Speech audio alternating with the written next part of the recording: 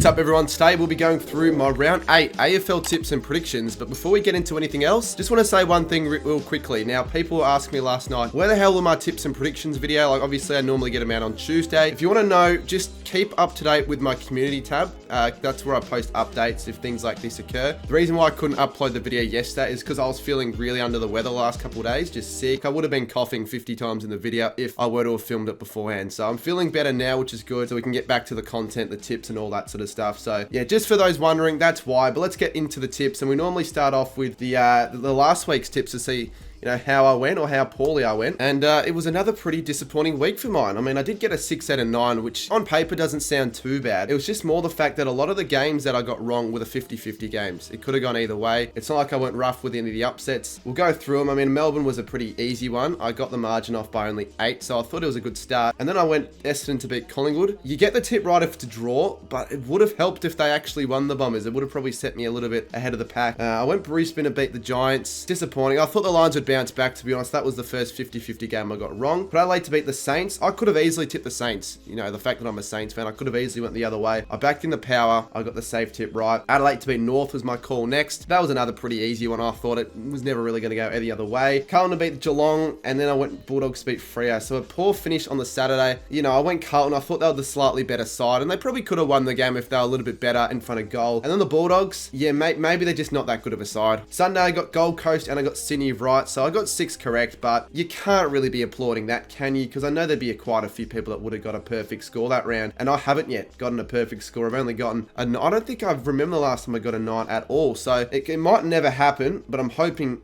obviously that it does. Now for round 7, we have a look at the phone to see who did the best, and we had a total of 17 people all get a perfect score whilst using their joker, with Carlton on top, the best, with a margin of 7. We had CJ Coast, a fellow, you know, YouTuber in the scene, an up-and-coming YouTuber, also getting it perfect of 19.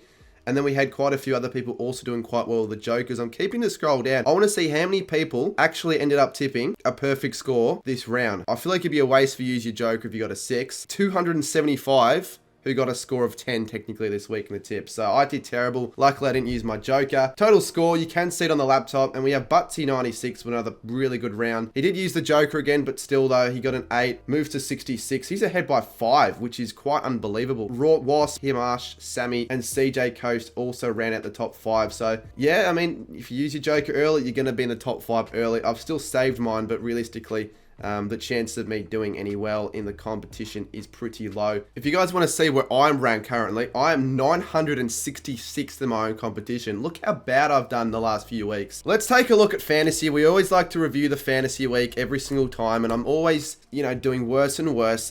It was a better week for me, I think, in fantasy. I got a score of 2,079. So I, again, forgot to change all the captaincy stuff. So I had Walsh and Martin. It never really got me many points. And again, I'm sure if I have a look here, Jordan F. still leading the competition. He's been getting shout outs every single tipping comp, so fair enough. Good work to him. Let's go through the big calls for round 7. Now I'll keep this short and sweet with the big calls. I'm not going to need to review them because I got 0 out of 9. You can have a look on screen to see all the ones I got wrong. The closest would have been the Essendon v Collingwood one. I was very close to having Essendon lead by 30 or more, but no, it was an unfortunate round. I can't remember. I think it was 3 required. Even if it was 2 or even if it was 1, it doesn't really matter since I have to do the punishment for this week. 213 from CBRL 5XU. Email North Melbourne with a tutorial on how to play AFL. I think that's probably a fair one to do, considering North at the moment have no idea what they're doing when it comes to footy, so they probably need the help they can get. I've obviously been sick the last few days, as mentioned before, so I didn't get the chance to really film it for this week, but I should be able to film that next week, so look out for that. And for this week, the big calls, I'll just do 3 again. Forgot to spin the wheel. I keep forgetting to spin the wheel. I gotta remember to do that every week, but it'll be 3. I did say it last week, we were close to 34k. You guys gotta save the line with the subscribers. As you can see there, we're still nowhere near the 50% mark with the subscribers, so we can still get that account going. Hit the subscribe button. Otherwise, if you're a Port supporter, Crows are going to win, or if you're a Carlton supporter, the Pies are going to win. So you want to hit that subscribe button, otherwise your side could lose in a big rivalry matchup. It's time to get right into the tips, and we start on the Thursday again with a big game between Adelaide and Port. Big rivalry matchup. The first Thursday night Adelaide v Port game, I think. Yeah, it's going to be on Channel 7, finally, like in Melbourne and all that. So I think it's deserving. This is a good rivalry, one of the best in the competition, and a game that could go either way realistically. I know Adelaide, you know, overall this season have been disappointing compared to Port Adelaide, but I think this is going to be a good game considering heading into this one. I think form-wise, and all that, I can really see Adelaide possibly pinching this. The Crows have been better last few weeks, I feel like. I mean, they could have beaten Essendon, probably should have beaten Essendon. They got the job done against Carlton. And then I know it was against North, but they did look pretty good. They looked sort of like back to their best. You know, they had good contributors up forward. I didn't watch the game, but I saw Rankin have 4. I got told that Walker could have kicked 6 for my big call, but he kept passing it into the goal square. So he clearly wanted to be selfless, but also wanted to screw me over with my big calls. But back to the scoring ways in a big way. They'd be happy with that, and they've got a good chance in this one, given Port Adelaide's outs from last week. They've got no Pal Pepper, no Aaliyah. Rosie, they saying he's playing, but realistically, I don't think he's going to come back, you know, in that shorter time. But realistically, I don't think he's going to be fit enough in 6 days to come back from that hamstring injury. We'll see. Maybe he is. Obviously, Port Adelaide, they're going into this one with a pretty good record of 5-2. They weren't that good against St Kilda, I didn't think. They were all right, but it still seemed, despite them not being the best, they were maybe 1 or 2 tiers above the Saints for most of the game, and that was the way it was. I mean, the game could have been a bit bigger of a margin at the quarter time if the power were accurate. You know, they had the injuries, which probably made them a little bit more fatigued later on in the game, which is sort of why the Saints got into the game late, which is what we always seem to do. I know the free kicks definitely favoured Port Adelaide, but regardless, I don't think the excuse is there. Like, as a Saints fan, I think Port Adelaide deserved the win, but they haven't been amazing the last few weeks. Like, obviously against Collingwood, they weren't great, so their form is a bit iffy, which is why I think this could be anyone's game. However, in my tip for this game, I'm going to just back in the side that have been better this season, and I think Port Adelaide, they've just shown a little bit too much for me. I can't really trust the Crows at home anymore, because have they won it? No, they haven't even won a game at home yet, the Crows. I'm going to go Port. I know I've been tipping Adelaide as a late in the showdowns. They seem to always win the showdowns, the Crows, but I'm going to back in Port for the first game. I'm going to go Power by 12. It should be a good game that I'll be live streaming as well, so I'm expecting a good contest. The Power should get up, though, I think. A big call, there'll be 6 or more lead changes in the first half. Well, speaking of rivalry games, they don't get much better than this one on the Friday. We've got Carlton and Collingwood, and yeah, definitely a great start to the round when we talk about rivalries and games that actually could be close, because this is another game that I think could go either way, to be honest with you. Probably for both these sides to be disappointed with how, you know, the results went on the weekend for them. Carlton obviously letting themselves out of it, maybe with a bit of inaccuracy against the Cats, a really efficient Cat side, and then Collingwood obviously against Essendon. Their slow starts are becoming a bit of a worry now, I think, for Collingwood. I know they were inaccurate in that first quarter, but even then, Essendon were the much better side. They kicked the first 4 goals before the Pies could even, you know, open their eyes. That's something that I think if they do against Carlton this week, then they could really be ripped apart in, because yes, I know the Bombers have been going alright, but the Blues are just a couple levels above the Bombers, and I think this is a really tough task for the Pies, but I'm not too sure if they're good enough at the moment to beat Carlton if both sides play at their best. Yes, I know that any side can get up on any given day. They're the rivalry games, obviously, you know, it could go either way. It'll probably be close. They'll be alright, the Blues. I think they're going to be a top 4 side, but if they want to prove themselves so they're going to be a really high quality side, I think these are the games they should be winning. I know Collingwood are also a pretty good side, but the Blues, they're a bit better for mine, I think. And I was going to originally tip Collingwood because I thought they'd probably get that slight little upset. I've had a look at the outs, and no Mitchell, no DeGoey. A couple of further outs for Collingwood. I think it's just going to make it a little bit too tough for the Pies overall, like in the midfield and all that. So I was originally tipping the Pies by 6, if you can see there with a graphic, but I'm changing it. I think the Blues should get it done here. I'm going to go by 13 points. I think it also will be a pretty good game. It shouldn't be a blowout. And for my big call, this man played amazing last year against these two sides. I'm going Kerno to kick 5 more goals. Now, as we head into the Saturday games, we continue with some really good rivalry matchups. We've got Sydney and GWS. This is, of the rivalry games, probably the toughest to tip, in my opinion, and I wish this game wasn't played on a Saturday at 1:45, because I don't think I'll be able to watch any of it, really. Disappointing, but still, going to be a good one. These two sides always show up in really good games. I mean, I think it's one of the more underrated rivalries in footy, considering the results always seem to be quite close. Sydney obviously were just way too strong against Hawthorn from pretty much the word go. They kicked 6 in the first quarter, and they just kept leading at every single break against Hawthorn. They've been disappointing so far this season, but we can't really take anything away from the Swans. Goulden was really good. And Heaney, again, continuing his Brownlow form with 3 goals and 21. Every single one of his disposals is damaging at the moment, and I think the Swans can, carry the form on to next week against really quality opposition, the Giants, who, don't get me wrong, were also amazing against the Lions after half-time. They completely dismantled them. I remember watching the second quarter and going, this is a bit of a contest on the bus towards Adelaide. Fell asleep at half-time, forgot to wake up for the third quarter, saw the scores and were like, far out. Okay, the Giants up by 40. Don't need to watch the rest of this game. I know that the Giants are going to win. I think Darcy Jones had his debut last week, kicking 2 goals, 15 disposals. So you think they play him again. But with Toby Green back, it's going to be a bit of a weird one with, all those small forwards, with Bedford and Daniels and all that. So selection for spots is going to be a bit of a struggle for the Giants. I don't know. Both sides are 6-1. I'm just going to say the Swans. I think the Swans have been going well. They'll just get the job done. They might run away with it a little bit late. So I'm going the Swans. And it'll probably be close, but I'll go the Swans by 20. I think the Swans get the last few goals late to make a close game seem a little bit more of a blowout. So Sydney by 20 is my call. And my big call, this would be good to see. Both sides score over 100 points. And just with how good this round has been, it just doesn't get much better than this. It keeps on getting better. Saints and North Melbourne at Marvel Stadium. It won't be a spectacle, unfortunately. And the thing is, right, with all these rivalry games, this is going to be a game where I'm going to have to attend because it's in Kilda. And it could be one of the worst games of the year like last year. Last year we saw two abysmal skilled games between these two sides. So I'm hoping, I know with how the Saints are going so far this year, that can sort of turn around and the Saints can just get a comfortable win. That is obviously what I'm hoping. Look, it's been a disappointing start overall for the Saints, but maybe the ladder position doesn't really truly represent how good we will be. We're not going to stay 14th considering 2 and 5, but the games we've played the Cats away. We've played Collingwood, we've played Essendon, who are going quite well this year, Port Adelaide and GWS away. We just have to win this game, and I feel like we've got to win it well for percentage and all that other stuff, because North haven't won a game yet, and they're just looking like a shambles right now. They're losing every game by a significant margin now. Even those sides that have been around the bottom 4, like the Crows and the Hawks so far this season, the fact that this needs to be a win is obviously without a doubt, but I don't just want to see a win. I want to see a very comfortable, I want us to just tear North Melbourne to shreds and just play from the word go. Start strong, finish strong, and just try and kick as big of a score as we can, because it's against the worst side in the competition, the worst defence. You'd think Max King is back on the side. We've got a few other wins, maybe even Paddy Dow's first game this year, so realistically, I'll be disappointed if we don't win this game by more than 6 goals, and I'll be disappointed if we don't score more than 100. Because I think so far this year, North have conceded 100 points in every game they've played, and I've also lost by at least 5 goals in all of those games as well. So at home, no excuses under the roof. The Saints, my tip, they win by 43 points. My big call though, the Saints finally have a high scoring game and kick 18 or more goals. Next up, we got Melbourne taking on Geelong at the MCG, and we're back to having some good games again. This is a game I'll be attending.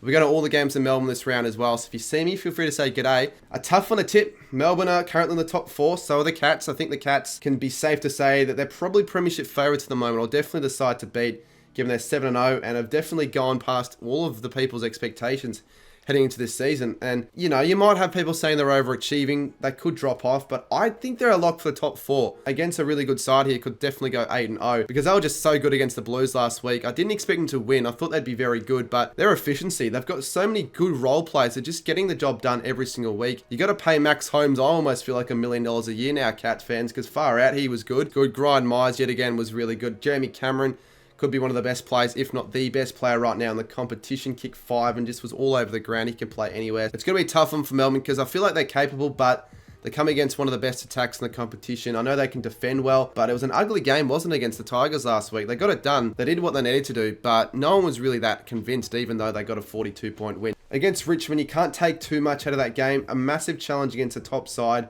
They haven't played that many top sides at home yet this year, so I'm not too sure. This could be close. I think the Cats win this game, and not only do I think they win it, I think they can really get on top either early or just during the game, and I think they win this game comfortably. At the end, I think they get the job done by 27 points, the Cats. My big call that the Cats lead for 80% or more of the game. And the last game we have on the Saturday is West Coast and Essendon at Optus Stadium, and I definitely feel like this spells danger game if you're an Essendon fan for sure. I know West Coast are still in the bottom 4, but they're going about it quite well. We've definitely seen bit of a turnaround from West Coast in the last month of footy. They've got some plays back, including Reed. Waterman's going extremely well, kicking 15 in his last 3 games.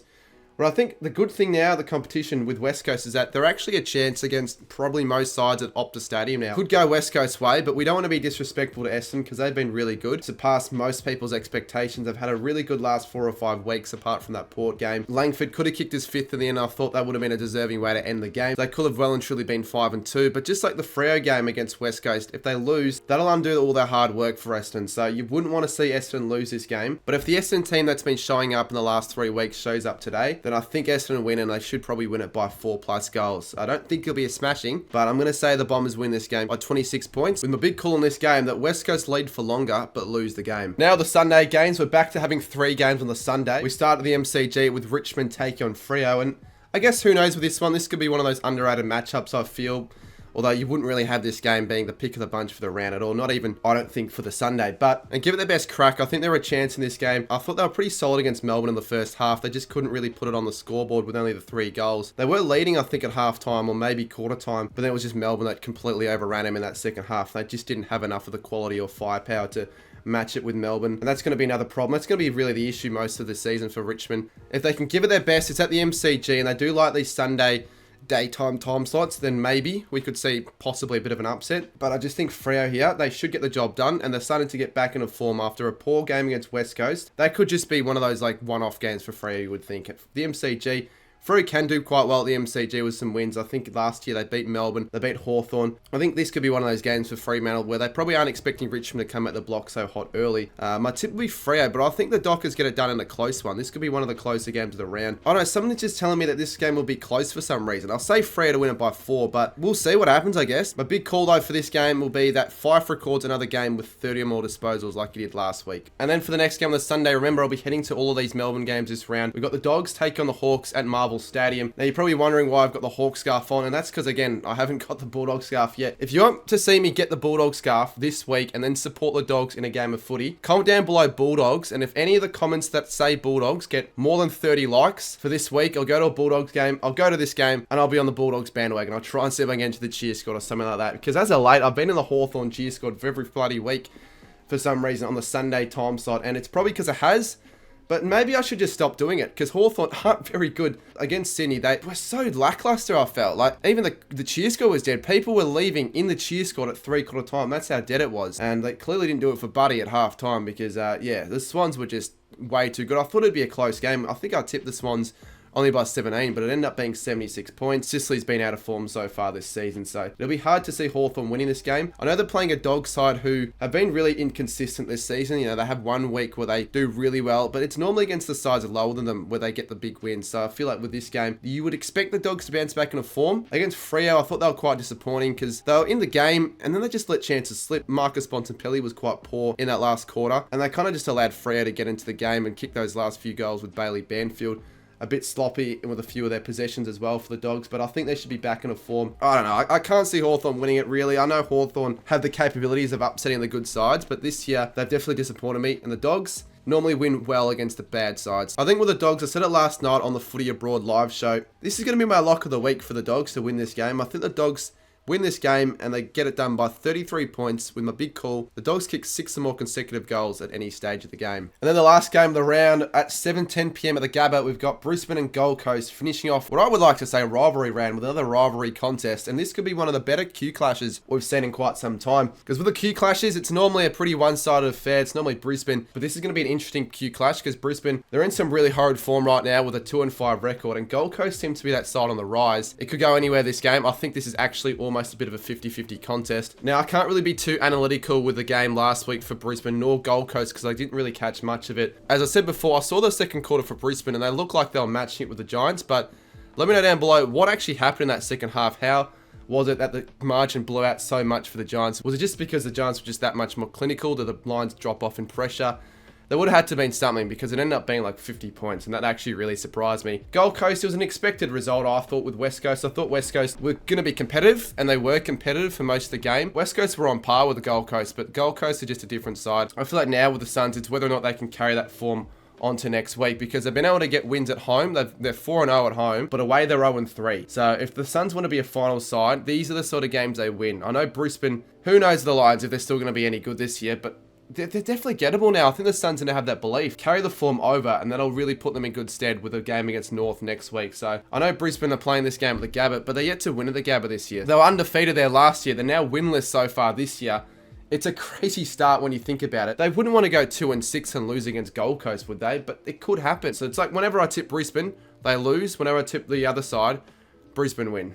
I don't know. I'm going to go the Suns, though. I want to go a bit of an upset for the week, and my upset for the week is that the Suns have a couple of good games in a row, led by their midfield once again, and I think the Suns get this done in, I think, one of the best Q clashes we've seen in recent memory. The Suns win it by 9 points, and my big call is that the Suns lead at every single break. Alrighty, so those are my round 8 tips. I went the Power, the Blues, the Swans, the Saints, the Cats, the Bombers, the Dockers, the Dogs and the Suns. I'm not going to go my Joker. I think there are too many 50-50 games this week. And watch Collingwood, Adelaide, GWS, Melbourne win, and I get 5 or something like that. So I'm not going to go too many roughies. I'm not going to bother with the Joker. But I'm hoping we had a good week of footy. See you guys very soon in my next video. It should be tomorrow.